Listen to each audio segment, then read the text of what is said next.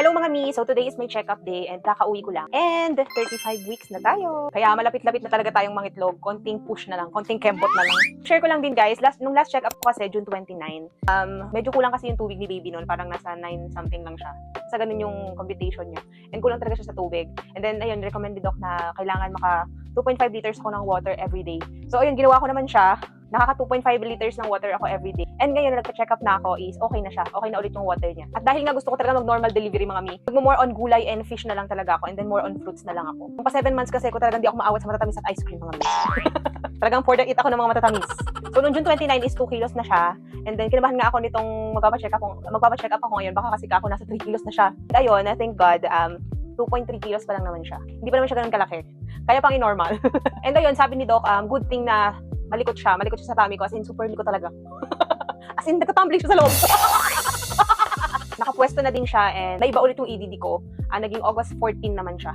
So, last time nung nagpa-check up kasi ko, August 18 siya. Tapos ngayon, nausog ulit, August 14 na daw yung EDD ko. Dahil nga malapit na tayong mga anak, nakikita nyo naman guys, as you can see, nagiitima talaga ang mga gilid-gilid. Ang gilid! Sino makita?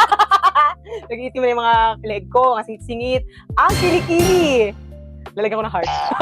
Itatago ko, lalagyan ko ng heart. So today guys, dahil nga 35 weeks na tayo, nagpa-inject na rin ako ngayon ng Tdap. So ano ba yung Tdap guys? So Tdap is yung tetanus plus diphtheria plus pertussis. So yung pertussis guys, para siyang sa ubo, whooping cough, yun yung tawag sa kanya. Para siya sa ubo, then protection para kay mommy and kay baby. So protection sa akin sa mga tetanus, diphtheria, and pertussis habang buntis ako and after ko din manganak. Kay baby naman, pag nagpa-inject si mommy, yung antibodies mo lilipat naman dito sa kay baby sa tiyan mo. Yun yung pagkakaintindi ko guys ha. So correct me if I'm wrong. Basta protection siya ni mommy and ni baby. So, yung iba tinatawag din siya na kukuning. So, meaning, binabalot natin si baby ng protection.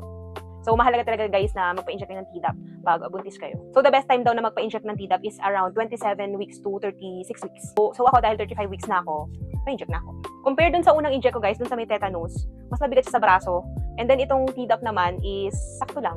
Hindi siya hindi naman ganong bumigat or sumakit yung braso ko. And sabi ni Doc, next week pwede na akong maglakad-lakad. Ayan, magpapatagtag na tayo guys, dahil nga malapit tayong mga anak. And then sa 31, next check-up ko is, i-start na daw ako i-IE ni Doc. As a first time mami, kinakabahan talaga ako kasi wala akong idea kung paano siya, kung paano yung sakit, kung gaano yung sakit. Pray lang talaga tayo, Lord.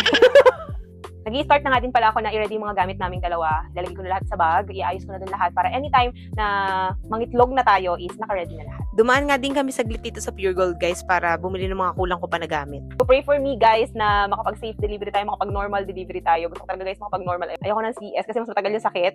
Bahala na si Lord guys. Pray for me, pray for my baby, pray for the mommy na maging okay lahat. Yun lang guys, update ko kayo sa mga susunod na kabanata. Bye!